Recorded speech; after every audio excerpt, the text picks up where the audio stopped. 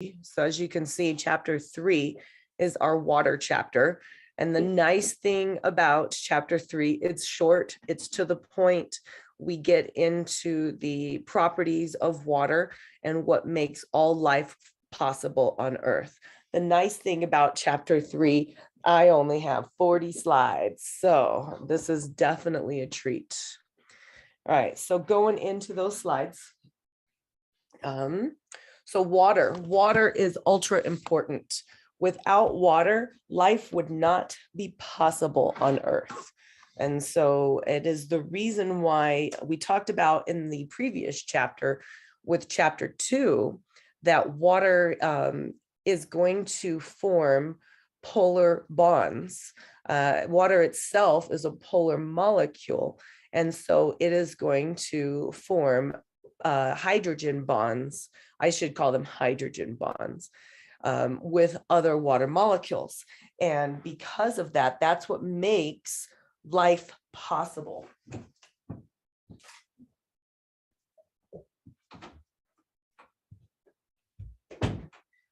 Just kicking the dogs out because I know they're going to bark. All right, so water is a biological medium on Earth. It is the only common substance to exist in the natural environment in all three physical states. So liquid, solid, and gas. So the structure of the water molecule, like I was telling you, that is what makes it special and able to interact with not only other water molecules, but other polar molecules also. And so there's going to be unique emergent properties that we're going to go over. We're going to go over 4 of water's properties that are going to make Earth suitable for life and because of the water. And so if you recall previous chapter, the water molecule is going to form polar covalent bonds. And that's because the electrons within the water molecules are going to have a greater affinity to hang out closer to the oxygen oxygen atom instead of the hydrogen atom. And because the electrons like to scoot closer to the oxygen atom, that causes an unequal distribution of electrons. And that unequal distribution of electrons is literally what causes one side of the water molecule to be charged and the other side of the water molecule to be opposite charge. So one will be negatively charged where all of the electrons like to hang out more, and where the electrons leave, that's going to cause a positive charge. And I said leave, I should say hang out less. So your polarity, we've already talked about that. So check it out. That's what we're looking at here. We are looking at individual water molecules. Let's go ahead and draw them out. This is one water molecule. And within that one water molecule, you are going to have polar covalent bonds within the molecule. Okay, so here's one water molecule and the bonds, polar bonds, are within them. So between water molecules, you are going to find hydrogen bonds. So the hydrogen bonds are between the water molecules. I actually would like to make that not so dark. Let's see. Instead of highlighter, we'll pin it. Between water molecules are those hydrogen bonds. These hydrogen bonds easily break and reform and break and reform. Okay, so they are considered weak bonds. The polar covalent bonds are strong. So these are the weakest bonds, and the covalent bonds are strongest. If you recall, in the last chapter, we talked about triple being the strongest, then double, then single. And so check out that order. So this right here is an ultra important slide. I would definitely keep referring back to this slide because this slide is basically going to summarize what the entire chapter is going to talk about in terms of water being special and awesome for life. And all of these factors have to do with the cohesiveness and the all of these factors have to do with the water molecule being polar.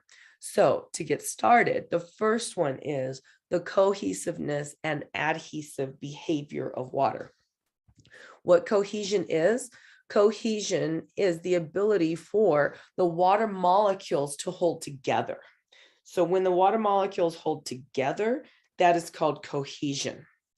And so it is the cohesion that basically helps transport water against gravity and up to the tip top plant. Adhesion is when the water molecules are going to be attracted to other substances and molecules. And so basically the water molecules will adhere to surfaces. And so that's the difference. But the reason why is because of those hydrogen bonds. And those hydrogen bonds are made possible because of water being polar. So as you can see here, this is how your water gets from the very bottom of the roots all the way to the tip tops of the trees. Okay, so looking here, I'm going to go ahead and draw myself a nice big leaf so you can see what's happening. Here's a nice big leaf. Okay, we're going to pretend like that leaf is extending off of that tree. Hopefully you like my leaf. There you go. So you could go to the blue for a water molecule. I'm not going to draw the H, the 2, and the O. It makes it, well, I'll draw a couple of them. Makes it kind of hard. There's an O, and there's an H, and there's an H. And this is partially negative, partially positive, partially positive. Hopefully you can see that.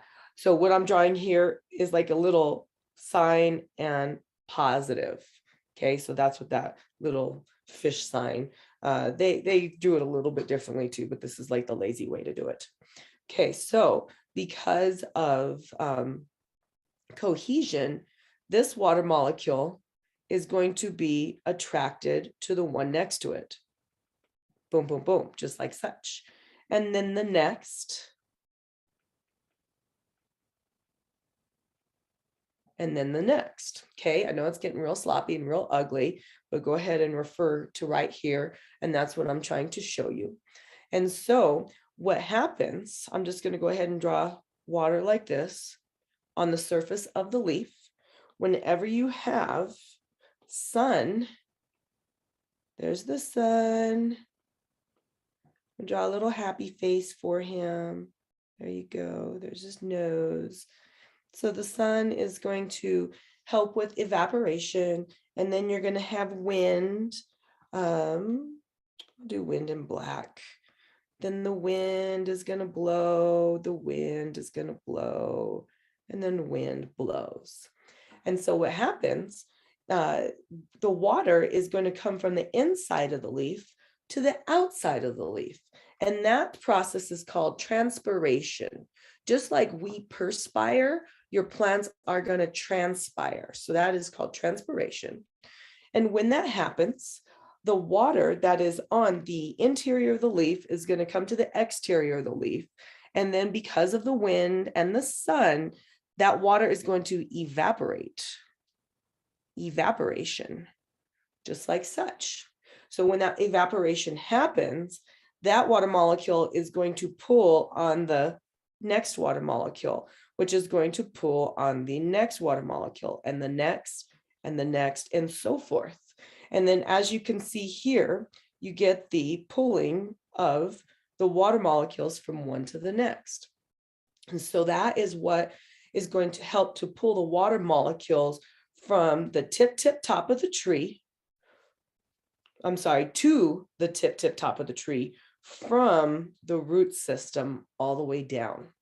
And so that is adhesion. So the cohesion is that phenomenon where the water is actually sticking to the walls of the internal tubes of the plant. And so, yeah, so that's what makes life possible. If it weren't for this, the height of trees would not even be possible. We would still be stuck with moss.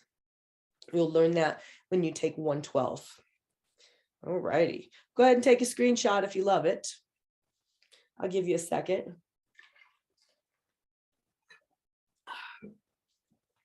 All righty, so let's go next. So surface tension is going to be a special application of cohesion. It's going to be measure of how hard it is to break that surface of the liquid. So basically it's cohesion, but on the surface of the water where the air and the water meet, your hydrogen bonding is going to be greater and stronger on that surface.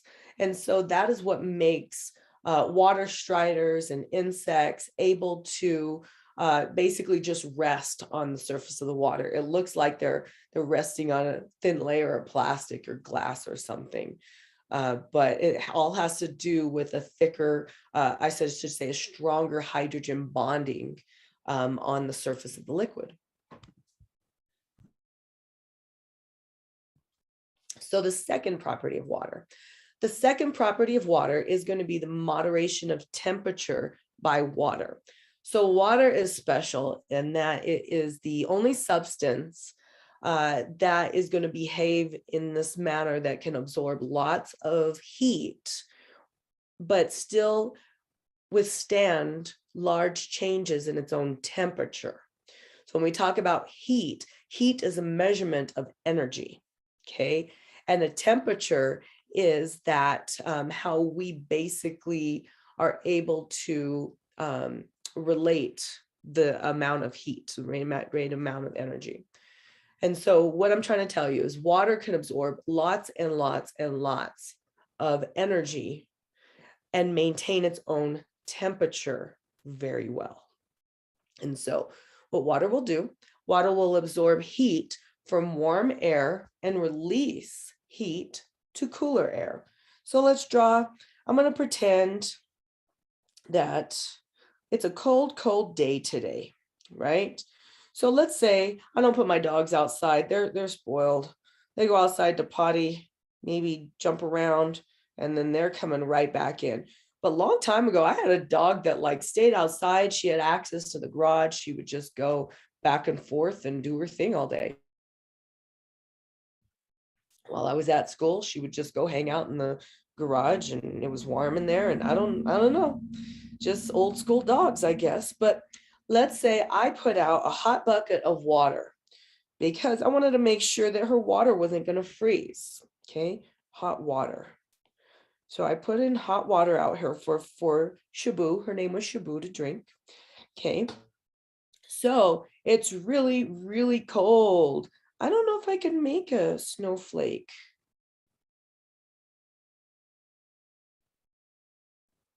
Oh, well, all snowflakes are different anyway. So I think that snowflake pattern looks pretty. We're going to say that that is a snowflake and it is cold out here. Okay, so your heat is going to travel from an area of hot to cold. Okay, so the cold air does not cool down the hot water, but what happens, the heat from the hot water is going to leave the hot water and it is going to transfer to the cold air because in your law of thermodynamics, your heat is going to travel from an area of hot to an area of from an area of greater heat to an area of lower heat. So let's go ahead and do the opposite. Let's pretend it is a really hot day and I put my dog's water outside and I threw like cold water. I even threw some ice cubes in there because I wanted to make sure that water was cold. And throughout the day, the sunshine. Oh my gosh, it is just blaring hot air. So what's going to happen is the air that is from the outside, no, not the air, excuse me, the heat from the outside is going to transfer to the colder water. And that is going to basically warm up that colder water. So just remember, heat always goes from hot to a colder area. So if you were to be out on a football game and you're sitting out there at the football game and you start to shiver and you're like, oh my gosh, and you're on the benches, right? And you're like, oh, I'm getting cold. No, you're not getting cold. What you're doing is you're releasing your heat. That's what's happening. You are releasing your heat. So that's why when you get up to go to the bathroom, you actually released your heat to your seat. And then your friend scoots over and decides to sit in your seat because your seat is warm, because you released your body heat to your seat. Now they're going to take it. All righty. So water can absorb or release large amounts of heat with only a slight change in its own temperature.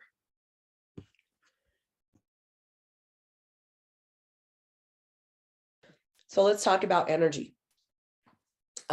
Last chapter, we talked a little bit about energy, and we talked about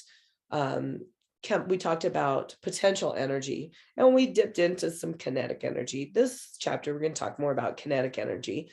And kinetic energy is going to be energy of motion. The kinetic energy that is associated with random motion of atoms or molecules is going to be called thermal energy. And the temperature is a way to measure that energy. That's how we make sense of the energy, by checking the temperature. And so your thermal energy can be transferred from one body of matter to another. And that is what right there is defined as heat. So when you are at that football game and you sat in your friend's seat when they got up, you are feeling the transfer of their thermal energy to the bench, which is now left behind on the bench. And now that thermal energy is being transferred to you in the matter of heat. So when we look at a calorie is going to be the amount of heat required to raise a temperature of water by 1 gram, temperature of 1 gram of water by 1 degree Celsius. So it's a 1 to 1 to 1. 1 calorie takes to raise 1 gram of water by 1 degree Celsius. And I'm actually going to pull out a chart for you here in a moment. Let me go ahead and stop share. I am now.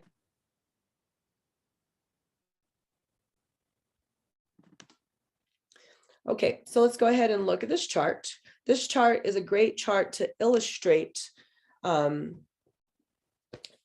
how it takes 1 calorie of energy per 1 gram of water to increase the temperature by 1 degree Celsius. Okay, so just looking at this chart, just number one, let's go ahead and just get some perspective. I'm going to go ahead and get some perspective. In our lab, we have this little tiny beaker. It's the smallest beaker that we have. It's a 50 milliliter beaker. Okay. And then it's a 50 milliliter beaker, meaning that we can hold 50 milliliters of water in that beaker. And if I were to figure out how many grams of water in that beaker, I can tell you it approximately filled right about here. It's a very, very smallest beaker. I can hold it in the palm of my hand. Okay. So if that gives you any,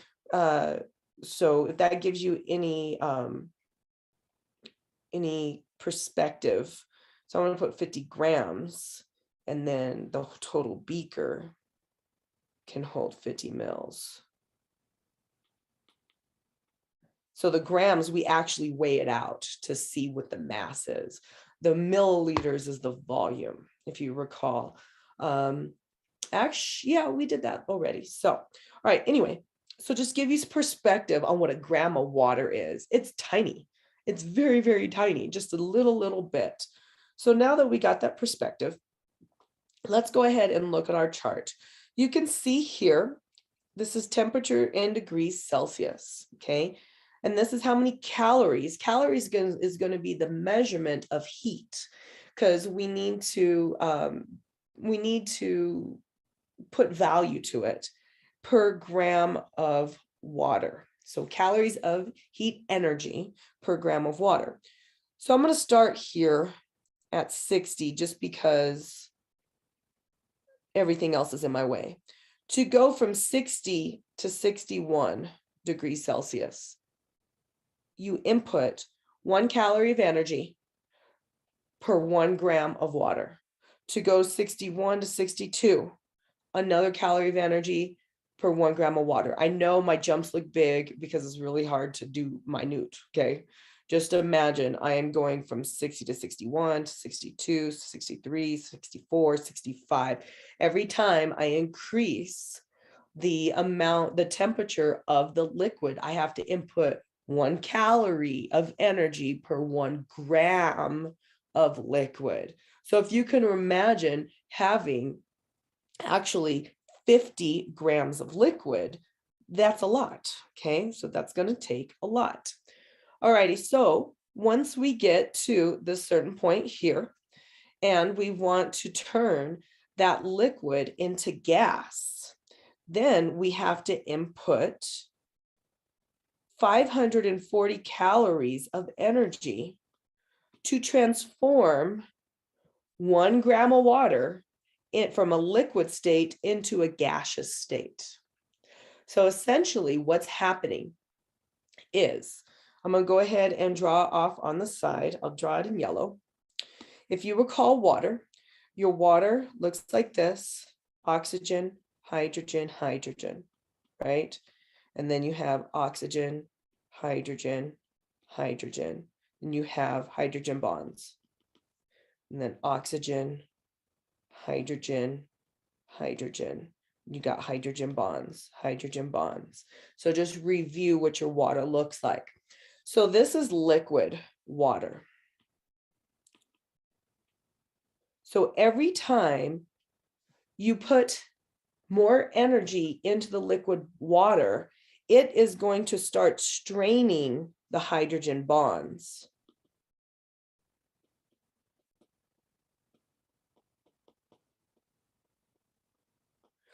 So when you add more energy, it adds more strain. When you add more energy, it adds more strain to those hydrogen bonds until you get to this point around boiling point that your liquid water is ready to turn into gaseous water.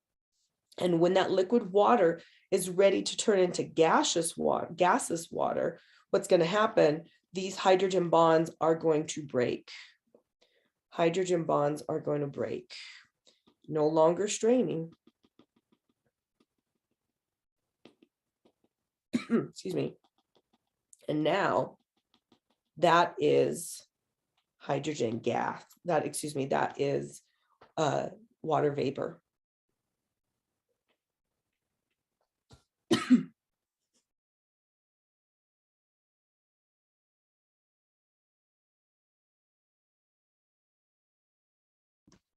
Excuse me. So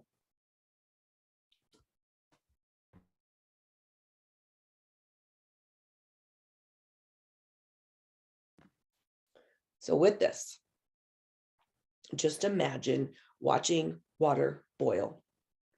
Okay, you put your pot on, you see your liquid water, you put in your heat, and you add more and more and more.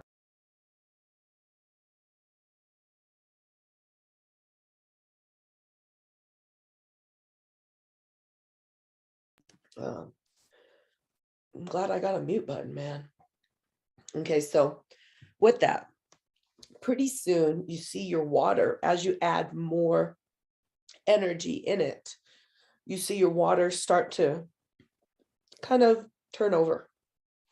Then you start to see it bubble just a little bit.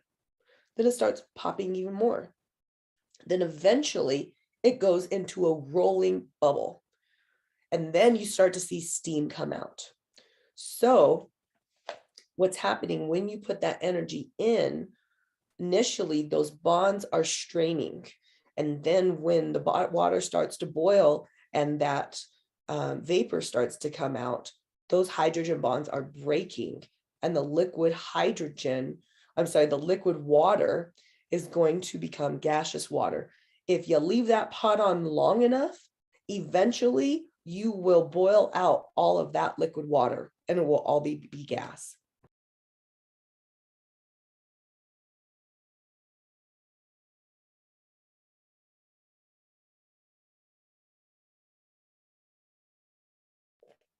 All righty. So with that, I know this is such a fun lecture, guys. This is not even something I'm going to be able to keep for future classes. This is something I'm just trying to get through. Sorry. So you have to put energy. I can't spell energy. Let's try that again. This is clear all. Heat, energy in to break bonds, to break those hydrogen bonds. I'm telling you test question answers here, okay? To go from liquid to gas, you put heat energy in to break hydrogen bonds. All righty. Now, let's go the other way. I'll use blue instead. Hopefully blue shows up on the back. Whenever you want to change gas into liquid, condensation happens. And so to get gas to change to liquid, you need to remove, well, that shows up pretty good. You need to remove energy, specifically heat energy. When you remove that heat energy, that will form bonds. That's how you get gas turning into liquid through condensation.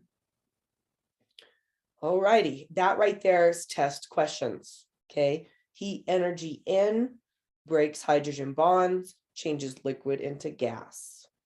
Remove heat energy from gas, and that is going to form bonds, hydrogen bonds, and that is going to change gas to liquid. Forms hydrogen bonds. All right, friends, let's go the other way around. Take a screenshot. I'm going to take a moment.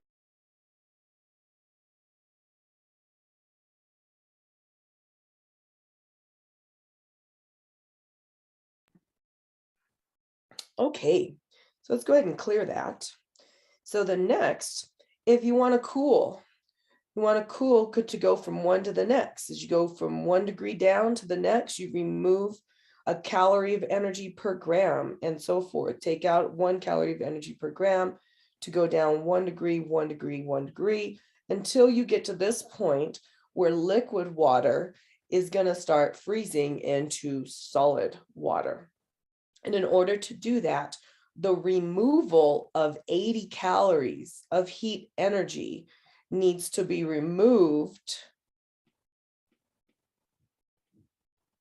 MOVED, to change liquid into gas. I'm sorry, change liquid into solid. I'm doing the best I can here, guys. So that is basically when your water is going to freeze. And we're going to talk about that next phenomenon, here next. So go ahead and take a screenshot.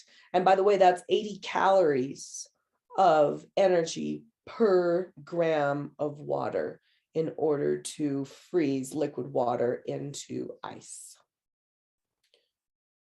Okay, let's go ahead and stop share. And all righty.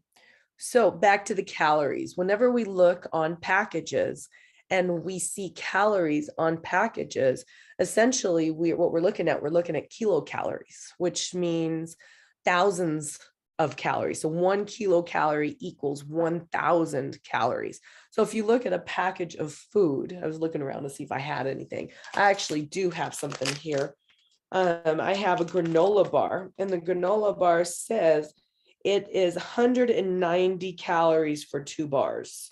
So times 190 times 1,000. So 190,000 calories. So nobody would ever eat if they saw that. So anyway, so food calories are much different than scientific calories. All right, so specific heat. We're still on the same subject and the ability for water to moderate temperature. And so that really is in regards to what is called the specific heat. So the specific heat of a substance is the amount of heat that must be absorbed or lost to raise 1 gram of that substance by its temperature by 1 degree Celsius. The specific heat of water is 1 calorie per gram per degree Celsius. So that chart that I showed you was illustrating the specific heat. That just gives you a name for it. Like I told you on the chart, this is just kind of repeat. Heat is being absorbed when hydrogen bonds break, and then heat is being released when hydrogen bonds form. And we're talking about heat is being absorbed by the atmosphere when hydrogen bonds break from the water. So just don't let that kind of just remember, think about boiling water. When you go from liquid to boil, you break bonds. And in order to do that, the water had to absorb heat. So just if you think about that, then you can go backwards from there if you need to. So this right here is to illustrate how water is such a great, wonderful moderator of temperature. So I think I'm going to need to do black line. So if you look at Los Angeles is right here. And if you slide straight in from Los Angeles, you can see it's right about the same latitude as Riverside, California. But because Los Angeles, California is near the ocean is so huge that you can see it's 68 degrees Celsius in the ocean, and that helps to moderate the temperature of Los Angeles versus Riverside. Oh my gosh, Riverside has a huge temperature increase. Even though they're the same latitude, it's because there's not a large body of water near Riverside to absorb all of that solar energy. And so these average temperatures are 21 degrees higher. So pretty crazy. All righty. So the high specific heat of water also helps organisms to maintain their internal environment as far as they're controlling their own internal heat environment. So evaporative cooling is made possible because of water's specific heat. And even specifically, it's got a high heat of vaporization. Just like I showed you on that chart, 540 calories it takes to change 1 gram of liquid water into gaseous water. And so evaporation is basically going to transform liquid to gas. And that helps with evaporative cooling. And so as that water, basically as you sweat through your pores, and the water comes from the internal portion of your body to the external portion of your body, that water is then going to evaporate off your body. And when it evaporates off your body, it is going to draw heat out of the body and off the body with it. And that helps to stabilize organisms' body temperatures. All righty. The third property of water. Third water property is the fact that water expands upon freezing. And so because frozen water is expanded, meaning less dense than liquid water, that is what is going to make ice float. So when you see your test questions, I want you to make sure that you are reading the test question, okay? Because just because you see that the hydrogen bonds are going to be more ordered doesn't mean that that's necessarily the right answer. you need to make sure that you are seeing that ice is less dense than liquid water. Okay, just giving you a heads up on that. So your water is going to reach its greatest density at 4 degrees Celsius. And as it goes from 4 degrees to 3 degrees to 2 degrees to 1 degree to 0 to and changing into ice, it is going to actually become less and less dense. So as water cools, and so as water cools, say from 10 degrees Celsius to 4 degrees Celsius, it's going to, its density is going to increase, right? But then at 4 degrees Celsius,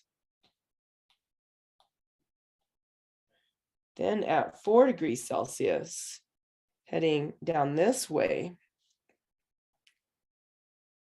0, i.e. ice, then density decreases. So, all righty.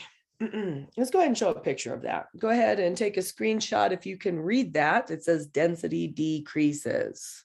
As you can see, I too could have been a doctor with my handwriting. So let's go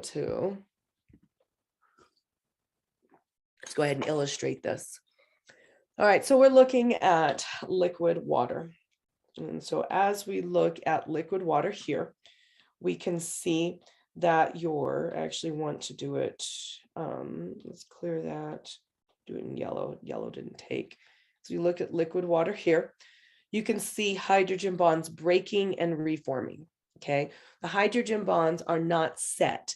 This is not always bonded here, and that's not always bonded here. What they'll do is they will dance around and continue to break and reform and break and reform, okay? Excuse me. But then when your water freezes and turns to ice, the hydrogen bonds stabilize and they will stay fixed in this expanded state.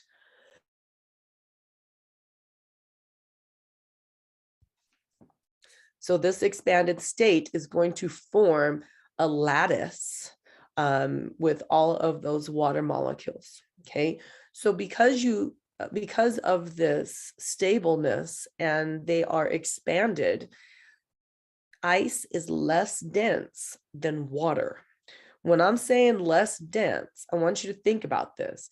In this area of volume, you're going to have less actual H2O molecules per area of volume in compared to an area of volume of liquid water.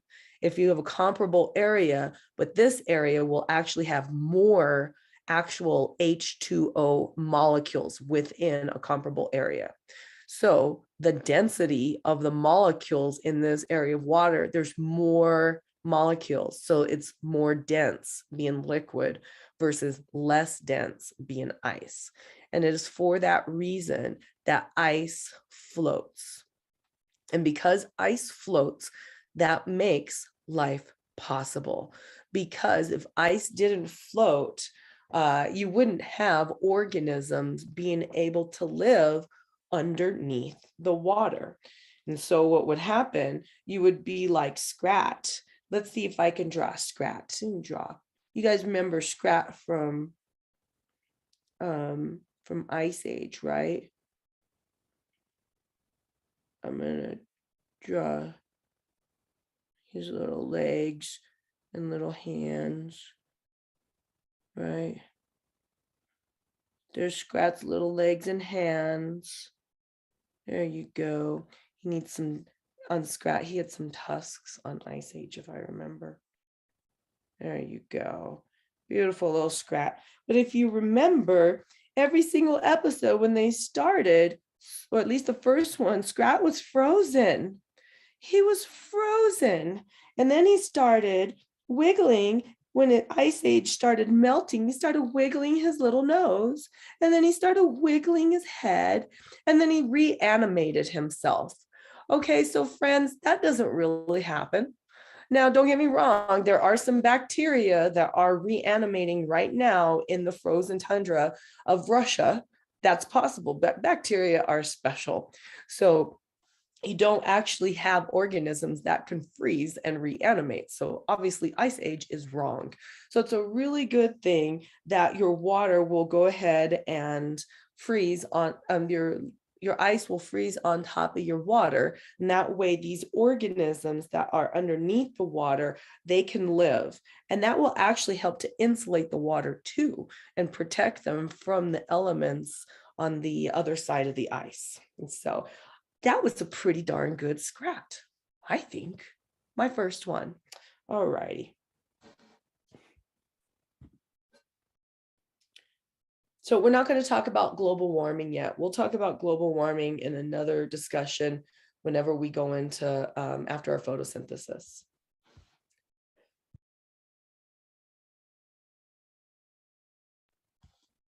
Okay, so your fourth property of water. Your fourth property of water is water's ability to be a solvent for life. Okay, this is huge. Water has the ability to dissolve many, many different other polar molecules and also ionic molecules.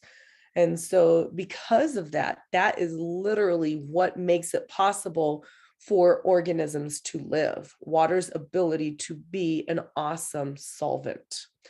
And so let's go in some definitions. A solution versus solvent versus solute versus aqueous solution. All right, I'm going to read the definitions first. Then I'm going to go ahead and pull up a little slide and show you, and actually show you. So what a solution is. It is a liquid that is complete homogeneous mixture of substances. Okay. You might want to screenshot this if you don't have this written on the side. A solvent is going to be the dissolving agent of the solution. A solute is going to be the substance that is dissolved. And in an aqueous solution, water is always the solvent. So now that we got those definitions out of the way, let's go draw a picture.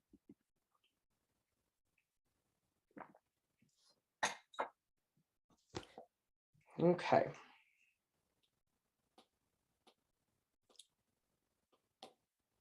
So let's go ahead and draw myself a beaker here.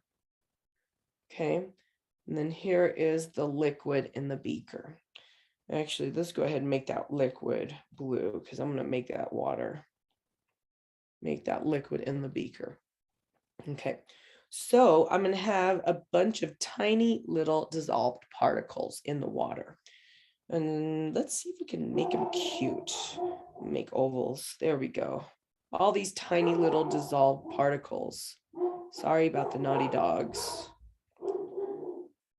What happens is other people walk their dogs and my dogs are jealous because they just go on car rides.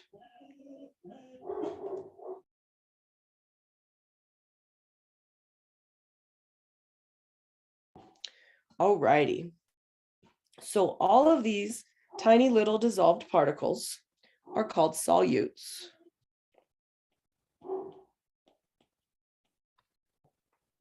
Right. So I always think about solutes like this. Solutes are the smallest out of everything. So the solutes are the tiny little dissolved particles. So I always remember that solutes are cute because they're so cute and tiny in them to being dissolved. All righty. So then next, let's go ahead and go to the solvent. The solvent, oops, I'm still on that.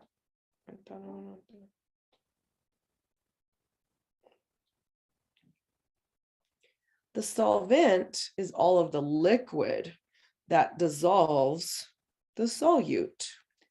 The solvent is the dissolving liquid. Boom.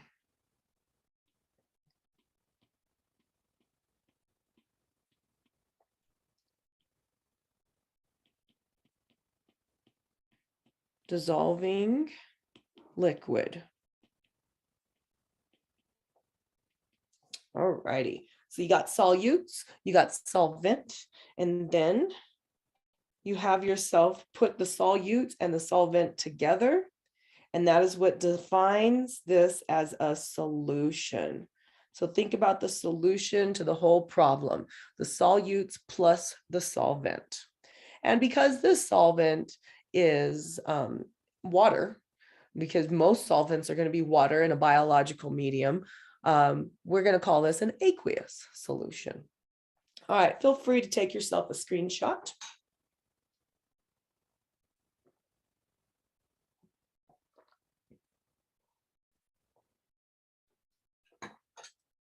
Okay, let's go ahead and go back to your PowerPoint.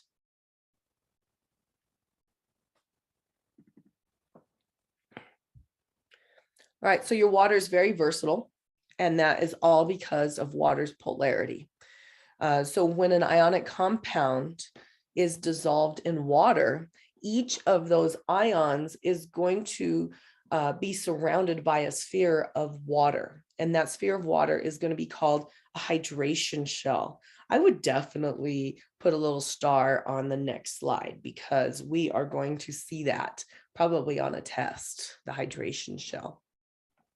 So as you can see here, you have your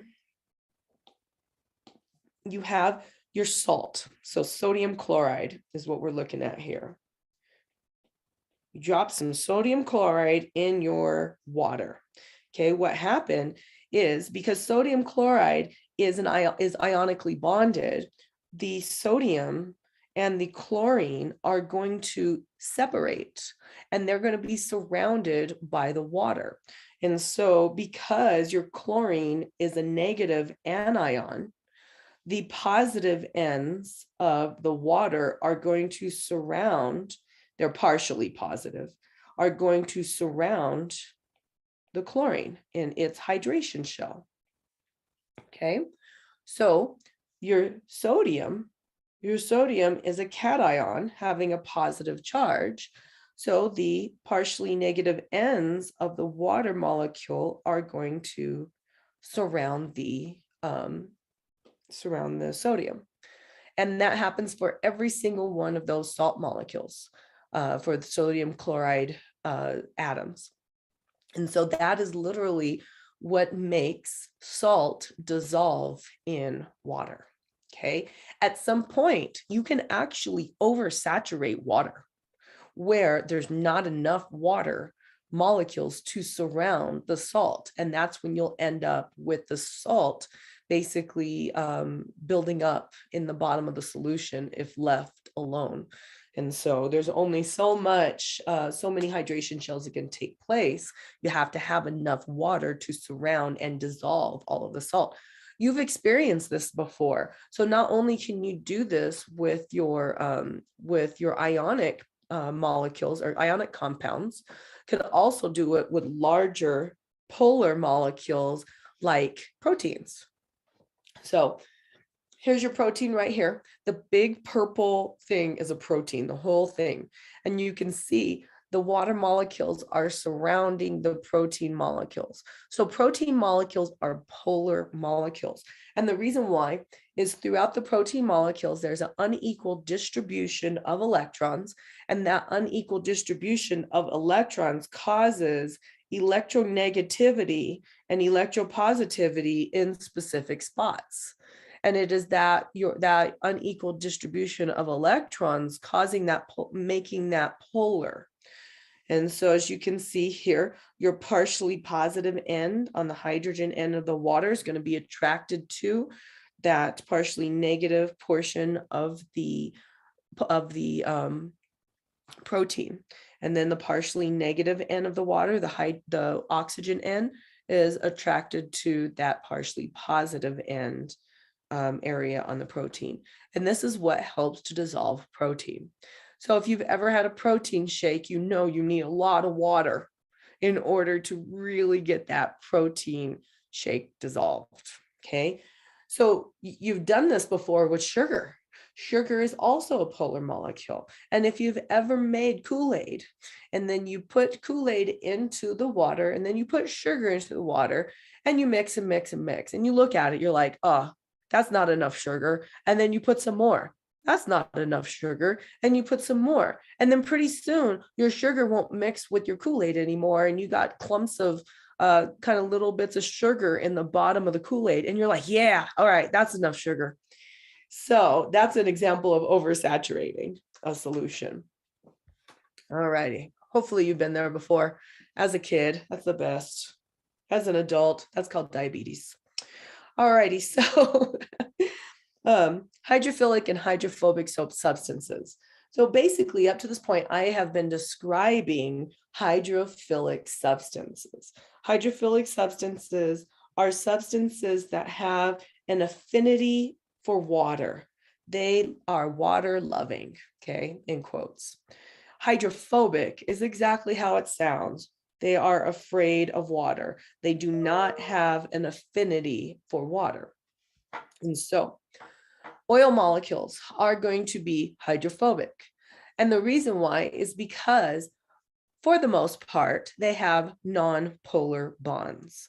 And because overall, like relatively, they are non-polar, they don't have any electronegativity to attract the water and for the water to dissolve it, like we just saw on the last slide.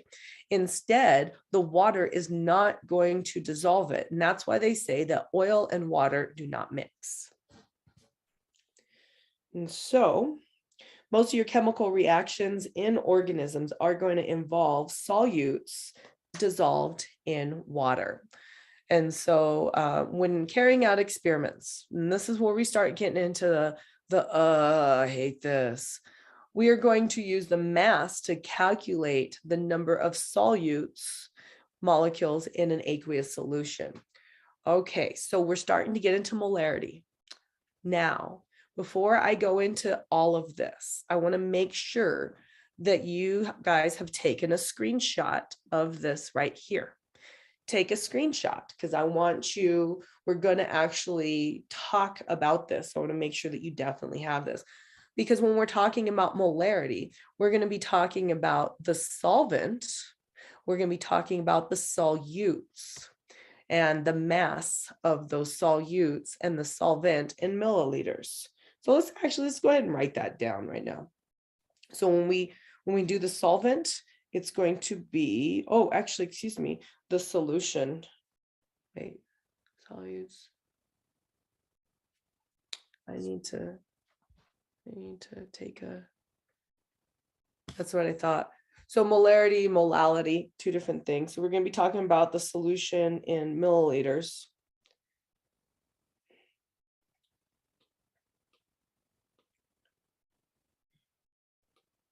Excuse me. The solution in milliliters and the solutes.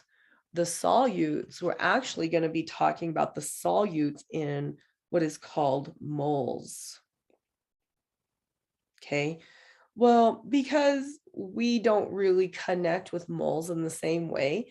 And when we measure out the small molecules called the solvents, and we'll put those small molecules and measure their mass out, we will actually see a connection in grams. Okay, but grams and moles are not the same. But in this next slide, I'm going to show you the connection. So make sure you have that. We're going to go back to your PowerPoint.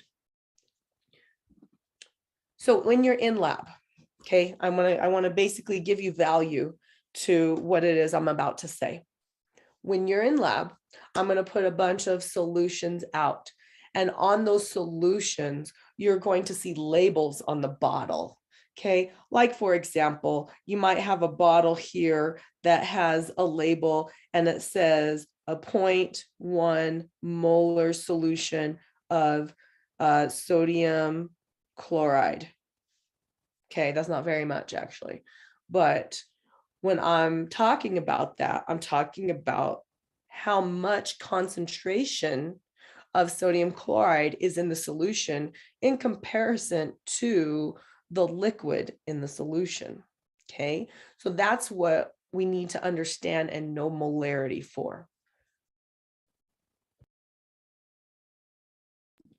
So molarity is going to be the number of moles per solute, the number of moles of solute per liter of solution. So this right here is something that you should absolutely have written on your paper on the side at all times whenever you're doing any molarity problems. So that way you can understand, that way you can identify what you're looking for, okay? So the overall molarity, when I'm talking about the molar solution, that's what we write down on the bottle, the molarity. But what that means is it's talking about the number of moles of the solute, all the tiny little dissolved particles, in conjunction with the liters of the total solution. Okay, so these are calculations you're going to have to do. Luckily, I got some videos on to watch for you guys to watch. So I'm going to refer you to my already pre-made videos where you can see me going through many molarity problems. So this is just a little step-by-step thing. First thing you would do in calculating molarity is you need to calculate the molecular mass. And the molecular mass is essentially the moles of, and it's going to tell you how many moles of a solute. And so the molecular mass is going to be equivalent to the sum of all the masses, of the atoms. And once you get the sum of all the masses of the atoms, we give it a unit label, and that unit label is called grams per mole. Okay. So you're like, what is a mole? Well, a mole is going to be equivalent to the number of molecules in that solute. So Avogadro's number is 6.02 times 10 to the 23rd, and that is equivalent to 1 mole. Luckily, because I teach what I teach, I don't really have to talk in Avogadro's number because I'm not a chemistry teacher. Instead, I get to talk in something I can understand, in that 1 mole is equivalent to 1 gram. Okay, so really, this is what you are going to be measuring is 1 gram, and then you're going to equate that to how many moles so you can do the calculation. I know I have thoroughly confused you, but no worries. We have some ways to get on out of that. So the next step is to calculate the liters of solution. So I'm going to actually play a video for you. For those of you watching this at home, I'm just going to refer you to the video, and that is the video from lab number 5, and it is going to be how to calculate molarity.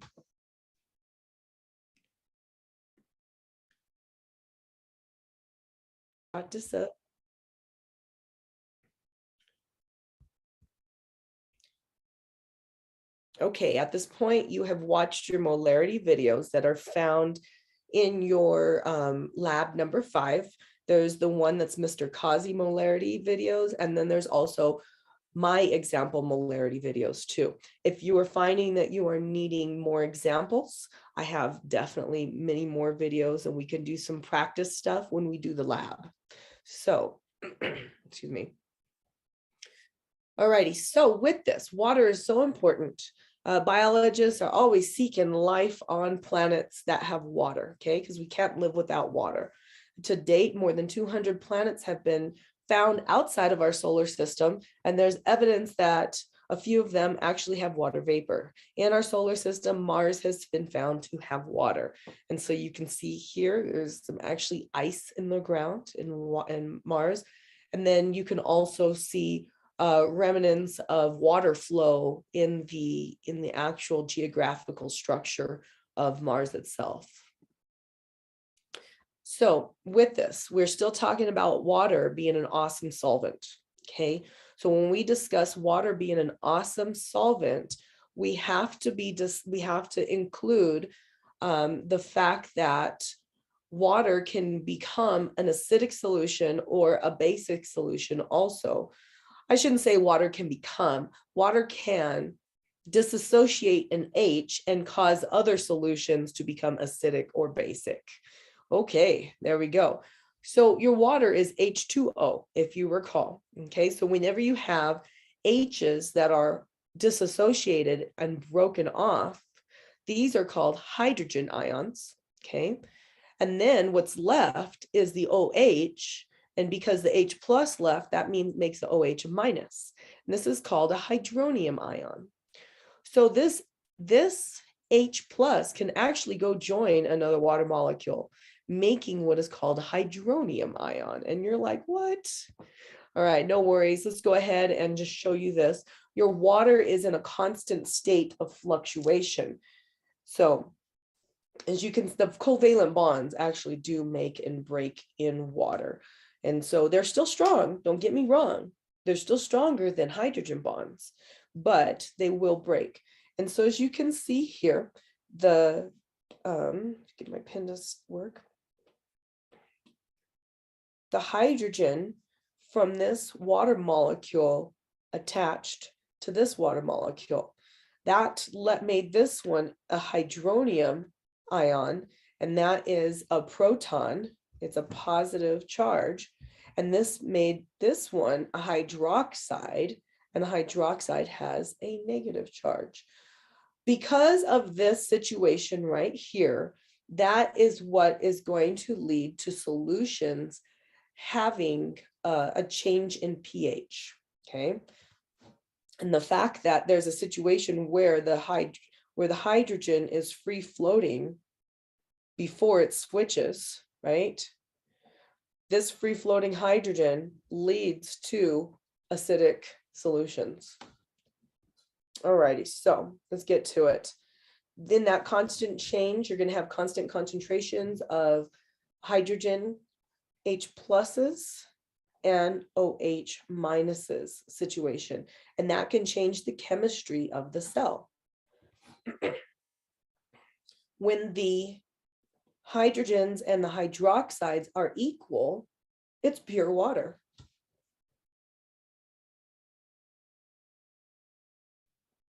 But when they are not equal, that leads to either acidic or basic solutions. And so what is an acid? An acid is any substance that has an increase in hydrogen concentrations, and a base is a substance that has a reduction in hydrogen concentrations, meaning it's got a lot more hydroxides. So there are strong acids and strong bases, and the strong acids and strong bases are when the ionic compounds dissociate completely. So hydrochloric acid, HCl.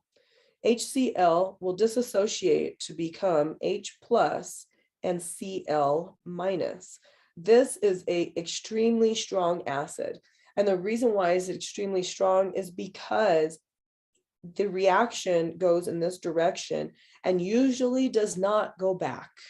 Okay, they usually dissociate completely and don't return back. An example of a strong base would be sodium hydroxide. Sodium hydroxide is going to dissociate into the sodium plus and the OH minus.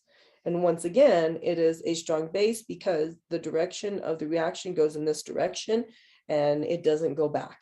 Okay, versus weak acids and bases. Weak acids and bases are reversible. They go back and forth and back and forth. Carbonic acid, H2CO3, H2CO3 is going to dissociate an H, boom, and become HCO. Well, that's not a minus right there. And become HCO3 minus. And so when it does that, it causes a solution to become acidic because there's free floating hydrogen protons. Okay, but this is considered, carbonic acid is considered a weak acid because it can return back to its form. So the chemical equation can dissociate the H and then it can also go back and become carbonic acid again. So that's important to know, and we'll talk about that here in a little bit. If you want to take a screenshot, now's a good time to take a screenshot.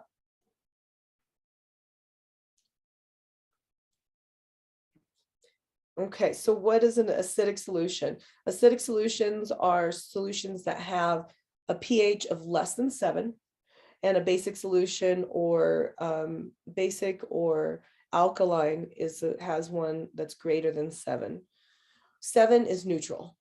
Okay, so most of your biological fluids are going to be in the range between 6 and 8. It really depends. The stomach is way low, very acidic. And then you have your intestines, that certain parts of the intestines are going to be more basic. Your blood is going to be 7.4, which is going to be more neutral. So it depends on the organ and the fluid. So as you look at this is a pH scale. So in your pH scale, you are going to see from the smallest value of the pH scale, the lowest number being 0, to the highest number being 14. The middle number is 7. 7 is considered pure water. It is considered neutral, okay? The reason why it's pure water is because the number of hydrogens in a solution are going to be equal to the number of hydroxides in a solution. Look at the solution to the left, count them out. Let's count the hydrogens. 1, 2, 3, 4, 5. 5 hydrogens. Count the hydroxides. 1, 2, 3, 4, 5. So you get them all together and they make water. All those hydrogens and hydroxides make perfect water. So as you go higher in the number of the scale, okay, I'm not looking up, I'm looking in the higher number, headed towards the larger numbers, you become more basic or more alkaline. And as you can see, more basic solutions are going to have a greater number of hydroxides in the solution. We can count here the number of hydrogens and hydroxides. You have 1 hydrogen to that hydroxide makes water. 1 hydrogen to that hydroxide makes water. Well, now you're just left with a bunch of hydroxides, and those extra hydroxides are going to make that solution basic. Okay, hydroxides, lots of hydroxides can cause cellular damage, just like an acidic solution can too. So let's look on the lower of the scale number. The lower the scale number is going to be your acidic solutions, and your acidic solutions have more hydrogens in comparison to hydroxide. So let's go make some water. Let's see, this hydroxide goes with this hydrogen, makes water. This hydroxide goes with this hydrogen, makes water. Now all you have is excess hydrogens. So this up here is an acidic solution. Okay, so acidic solutions are very damaging, cellular damage. So as you look at this pH scale, it looks like 14 points, but it's not. It actually goes in increments of 10, a logarithmic scale of 10. So what that means is, as you go from 7 to 6, as you go from pure water to urine, you are becoming 10 times more acidic. So urine is 10 times more acidic than pure water. Look at black coffee. Black coffee has a pH of 5. So black coffee is 10 times more acidic than urine. So let's see, black coffee versus water, 10 times 10. So black coffee is 100 times more acidic than pure water. Look at tomato juice and beer. There's another 10 times. So if you have yourself an ulcer and you don't drink very much water, and you find yourself drinking all kinds of black coffee, and you have some tomato beer, and you have cola throughout the day, lots of wine, you throw some vinegar on your salad with some lemon juice, and then you wonder why your gastric juices are just extremely acid. So what do? You end up going to the other end and you grab yourself some milk of magnesia, and your milk of magnesia is actually a weak base, and that milk of magnesia will help to bring your stomach acid back to a 2, because all of these other ones are helping push that stomach acid even further into the acidic range, even more than it needs to be. So let's go the other way on the scale. As you can see, as you head down the scale, when you head down the scale from pure water to seawater, boom, it is going to be 10 times more basic. Okay, so I don't know if you've ever been out to sea, but drinking seawater is not good. Oh my God, it is terrible. So what else do we got more in the basic? Milk of magnesia, ammonia, bleach, oven cleaner. The inside of your small intestines is basic. And so just know it's on a logarithmic of 10. So it's really important. You got to know your logarithmic scale. I know we only have 3 minutes left. We actually are about done. Let me go ahead and talk about some buffers real quick. Your buffers are going to be substances that will help to maintain the pH of a solution within the range of the buffer. Meaning, if I had a solution here that was a buffer, and different buffers have a different number. Basically, your buffers are going to be weak. They're going to be weak acids and weak bases. So let's say I had a solution here that was a buffer of 4 and its pH was 4. And then I dropped in, drop, sodium hydroxide, which is a base. It is the strongest base, okay? I dropped it in, little drops, little drops, little drops. This buffer is going to maintain the pH of 4. It's going to maintain it the best it can for a really, really long time.